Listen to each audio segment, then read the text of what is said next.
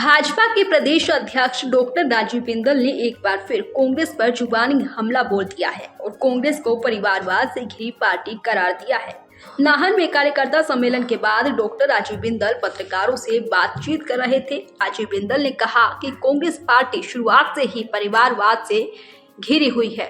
गांधी परिवार के इर्द गिर्द कांग्रेस की पूरी राजनीति चलती है, जबकि दूसरी तरफ भारतीय जनता पार्टी कार्यकर्ता आधारित पार्टी है जिसके लिए सिर्फ देश पहले है। उन्होंने ये भी कहा कि भाजपा के अलावा सभी राजनीतिक दलों पर परिवारवाद हावी है।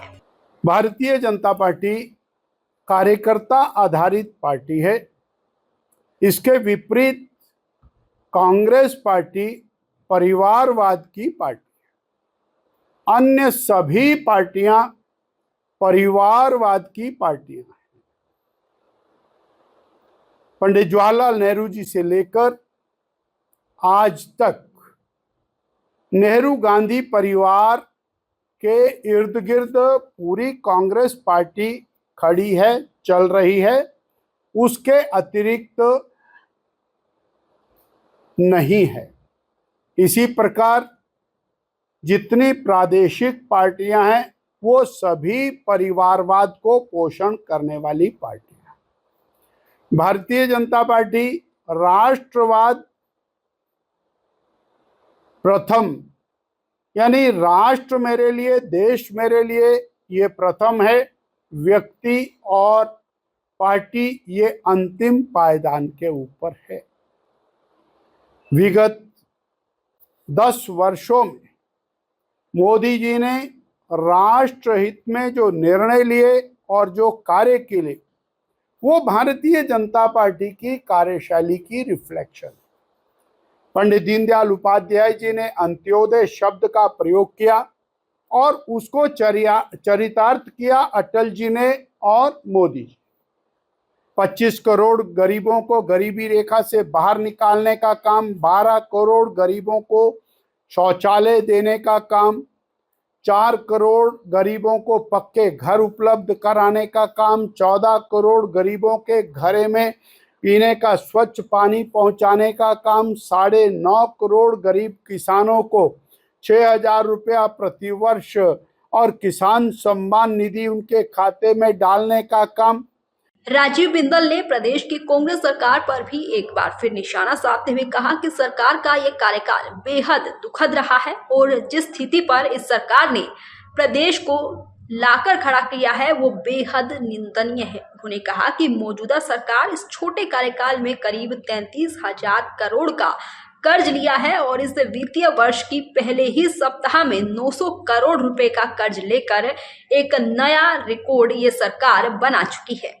उन्होंने कहा केंद्र सरकार की तरफ से लगातार 10 सालों से करोड़ों रुपए की मदद हिमाचल प्रदेश को मिल रही है, जिससे हिमाचल प्रदेश में सड़कों का जाल बिछ रहा है और 4 लेन निर्माण के साथ साथ रेलवे का भी विस्तार हो रहा है। उसके बावजूद प्रदेश कांग्रेस के नेता हमेशा केंद्र सरकार को कोसते रहते हैं। प्रदेश की वर्तमान कांग्रेस सरकार ने जिस दुर्दशा के ऊपर प्रदेश को लाके खड़ा किया वो बहुत चिंतनीय। केंद्र की मोदी सरकार निरंतर प्रदेश को लगातार सहयोग कर रहे हैं।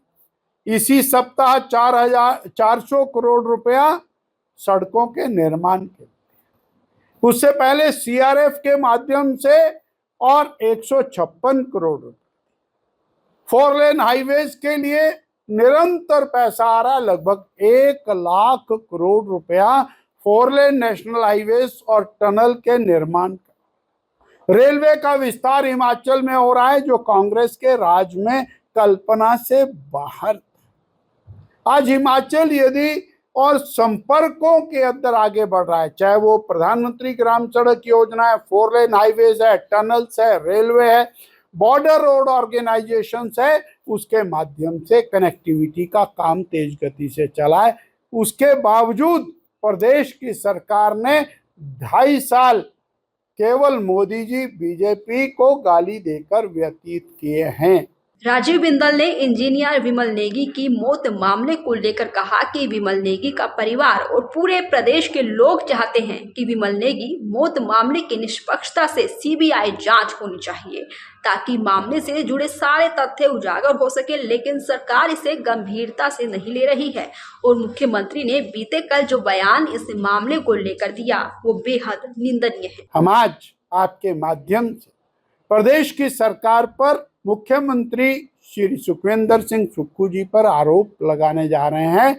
1,04,000 करोड़ का कर्जा हिमाचल प्रदेश के ऊपर हो चुका है, जिसमें से 33,000 करोड़ का कर्जा मुख्यमंत्री सुक्खू जी ने 2 साल के अंदर लिया है। 900 करोड़ का कर्जा इस फाइनेंशियल ईयर के पहले सप्ताह के अंदर मुख्यमंत्री जी ने लेकर नया कीर्तिमान स्थापित किया है। कर्जे के बावजूद विकास बंद है। चढ़कर बोल रहा है, चिट्टा माफिया सर चढ़कर बोल रहा है, कबाड़ माफिया सर चढ़कर बोल रहा है, ट्रांसफर माफिया दंदना रहा है। ये प्रदेश की सरकार और किसी भी मायने के अंदर अपनी बातों को पूरा करने में कामयाब नहीं हुई और जिस तरह विमल नेगी जी की रहस्यमयी मृत्यु हुई, उसके ऊपर जो कमेंट्स मुख्यमंत्री जी ने पिछले कल दिए वो सर्वथा निंदनीय है, सर्वथा निंदनीय है। उनको जांच करवानी चाहिए, उन्हें सीबीआई जांच करवानी चाहिए, ना कि अपने आप फैसले देने चाहिए। दैनिक सवेरा के लिए नाहन से देवेंद्र वर्मा की रिपोर्ट।